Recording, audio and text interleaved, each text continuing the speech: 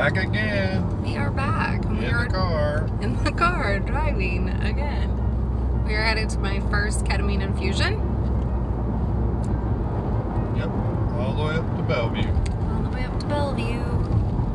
So I'll be under, or however it is, for 5 hours. We'll see how it goes. And today is Paint the World Orange Day for CRPS awareness, and I am wearing my orange. Yay! I don't have orange. He doesn't have orange. He doesn't even have an orange ribbon. What's up with that? You should go get an orange ribbon.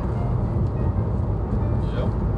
So it's a coincidence that I am wearing orange and getting my ketamine infusion today.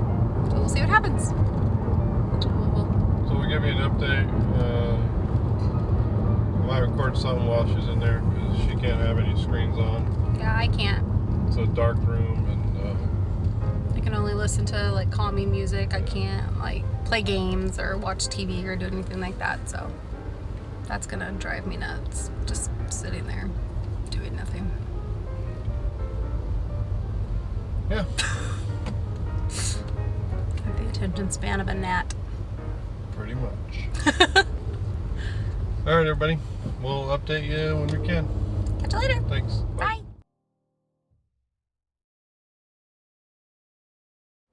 Hello again. Hello. We're in the car again. We're in the car again. Oops. It's our new vlog making area, but Yeah. Gotta make time. Awaiting a kid again, so we got time. Yep. I think today we want to talk about Ketamine ketamine infusions. infusions. She had One of my treatment options. When did you have it? Last week? Or 2 weeks? 2 weeks ago. 2 weeks ago, Yeah. So I think it was the first week in November. I had 2 of them back to back because you're supposed to have them back to back. yeah. Monday, Tuesday. Yep. Monday, Tuesday. Oh boy, Yeah. that was interesting. Yeah, that was interesting. It was, I mean, as far as everything goes, it went smoothly. There wasn't anything adverse that happened, but, well, as far as like, I didn't end up in the hospital or anything. But, I woke up on Tuesday and I didn't have pain, which was exciting. And then I could actually put a little bit of pressure on my foot and not have it just send me through the roof in pain. So that was nice, but it went away quite quickly. Monday was good. Monday was my first day, so it was kind of like a trial period to try to find my tolerance level, which we quickly found was pretty small, pretty short. I have a low tolerance for it, apparently. And then Tuesday, I was just super anxious, very, very, very anxious. And I'm anxious normally, but I had so much anxiety on Tuesday that they had to give me something to calm me down 3 times. Then they give me 2 pills and then give me something in my IV to calm me down because I was just so anxious. Well, you have a right to be, because on Monday I was freaked out. Yeah. At one time she was breathing rapidly and I got up because I was like 2 feet away and tried to see how she was doing, and if you've seen somebody with a horrified look on their face, that's what I saw. And her eyes were completely dilated and they were rolling around in her head. And so we got the nurse, and then they did the asking of her name, and she was unresponsive. She just looks at you and it's like she wasn't even there. She couldn't respond to anything, so they had to shut it off for about 10 minutes and ask her, and then she could say her first name, but she didn't know her last name, and that was just pretty overwhelming because I didn't know, like, is this a permanent thing or what is going on? And so about 5 minutes later, she remembered her last name and she could tell the date, or the day, but not the date, so they didn't started her infusions again. But later that day you were saying what was going on during that time? So like it was really weird. It was almost like there was an invisible wall like between you and me. Like there was an invisible wall and I couldn't get your attention I like felt like I didn't know if it was real or if it wasn't real. I couldn't get your attention, and it was almost like I was moving in the room to try to get your attention, or it was almost like I was trying to come to different areas to try to get your attention and to get to you. And I almost felt like I was like either, I didn't know if I was dead or if it was real. I didn't know what was real and what wasn't real. I'm like, is this real life? Because you weren't responding to me. I was trying to get his attention, and I don't remember the whole unresponsive thing. I do remember at one point in time looking at you and not being able to speak. And I remember thinking in my head your name over and over and over and over and over again. And then I do remember them asking me the day of the week and concerned, like, it's Monday. Why are you asking me the day of the week? This is weird. So I do remember that. And I think that's why I was so anxious, because I felt like The next day. That's why I was so anxious.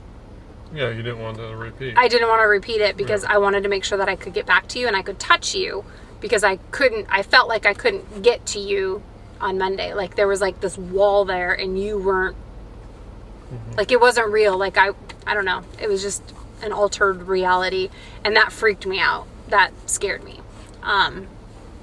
So on Tuesday, I was just holding her hand to try to help her through that, and then she wouldn't let go, and she pinched my hand so hard.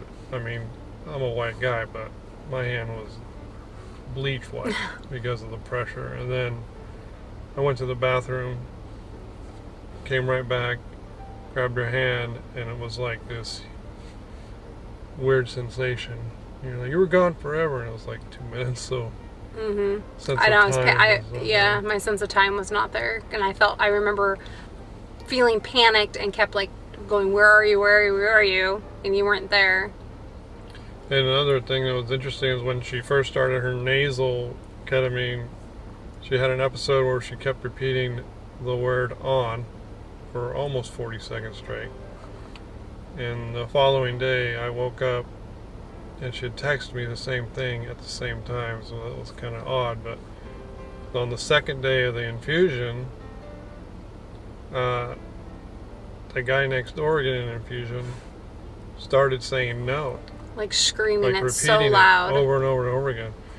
And so I was trying to alleviate that, like, here's your headphones, and turn up your music louder so you don't hear it. But I was freaking out, so your anxiety wouldn't go up, but you were still, is he okay? Yeah, am I okay? I remember saying, am I okay? And I remember like going, oh my gosh, what's going on? What's happening? I remember feeling panicked. Yeah. I remember feeling panicked because I heard him, like he was screaming no, like somebody was hurting him. Nobody was hurting him. But when we talked to the doctor, apparently that can happen. That's not uncommon. And the first day that you were talking about when I was unresponsive, he said you're pretty much in, it's called like a ketamine coma. So you're pretty much in like a state of anesthesia, but you're not fully under. Like you're not even like a conscious sedation. I guess it's like a conscious sedation where you're supposed to be able to still respond. You're supposed to be able to know, like, you know, your cognitive thing. You're supposed to know your name, you know, who the president is, the day of the week, the date, your last name, that normal information that you ask people to try to find out if they're in touch with reality. You're not supposed to not be able to respond. And so that meant that my tolerance level was way too high, which is surprising because... Your tolerance level wasn't high, my tolerance level was way too low. So they didn't have to give me that much to get me to that point. Yeah. So they knew what to give you, yeah, and not push you over. Yeah, and not push me over the edge, which was the second day. Just your anxiety because of the day before. Yeah. And then on the way home, I started having symptoms of a UTI. And I was like, okay, maybe this is, you know, the ketamine infusion. And so I told them about it the next day. So I kind of took some Azo, the over-the-counter stuff. And it was getting worse and worse and worse. And then Tuesday, it was okay.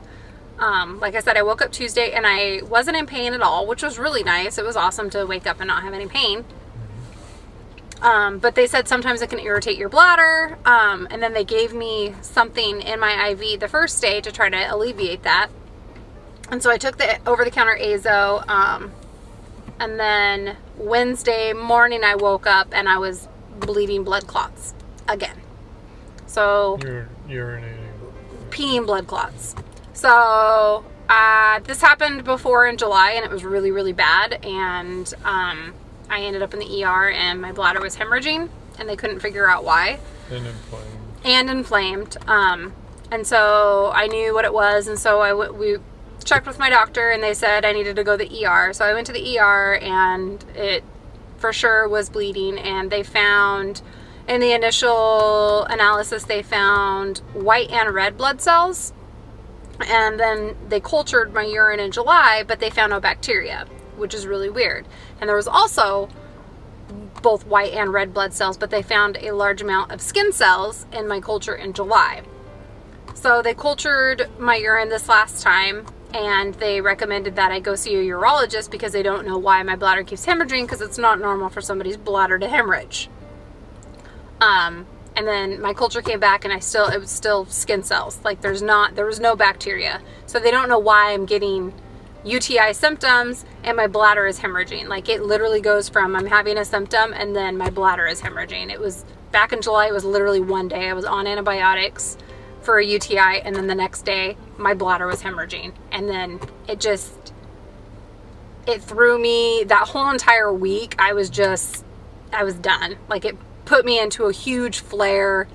And then So when did the ketamine stop working for your foot? It was pretty short. It was pretty short. Like I would say that not even a week, because it was really, really hard for me to not know what was what, because it sent me into a flare. My bladder hemorrhaging sent me into like a full body flare. Like I was done. Like I was in so much pain. My bladder was spasming, my kidneys were spasming. It was bad. So it goes from, for some reason for me, it goes from a UTI to a bladder infection and straight to my kidneys. Like it does not, and I don't know why. We'll find out more when we find out more when we go to the urologist, and then I'll know more. But you did have a doctor's appointment. I did. Yesterday. I did have a doctor's appointment yesterday. They found some stuff going on with my arteries in my neck because they were trying to figure out why my arms are getting pins and needles and going numb, and I'm dropping stuff all the time. So they found some stuff going on in my neck. They found an occlusion in my neck and some rare anomaly. And so they sent it off to a neuroradiologist to analyze it and look at it and see if they needed to see me for anything. And they called me yesterday and said that they didn't need to see me for anything, and there was nothing they could do, and just to follow up with my doctor. So we had a doctor's appointment yesterday. And so because there's nothing going on in my neck, they have confirmed that my CRPS has spread to both of my arms and my hands. And it has spread to my hips and my back, which I have other lower back issues that they found once again. So the next step is the next step is the spinal cord stimulator, and that's kind of a long process, and I was hoping to have the whole disability thing taken care of so that I had some income if I was out for that, because I have to be out for a long period of time and people like to eat. So I don't know if you've said it, but you got denied long-term disability because what they classify as a pre-existing condition, even though she was never diagnosed with CRPS until May or June. Yeah. It was first not even mentioned in her medical records until April 30th. Yeah. That's the first time they didn't even know if that's what it was. So I've consulted with an attorney about that. So that's what we're working for, because that's what we were trying to have set up before I did the spinal cord stimulator stuff. Was we wanted the long-term disability approved and set up and ready to go, so that when I went out on the spinal cord stimulator, because when I do get the spinal cord stimulator, I will be out for at least a week for the temporary one, and then if the permanent one, they do the permanent one, I'll be out for several weeks. Yeah.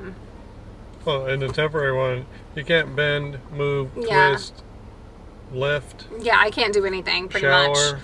Yeah, I can't. So you're bedridden. Yeah, pretty much. I'm bedridden, or I have to. Yeah. So I'm bedridden. Mm-hmm. Pretty much, I'm bedridden.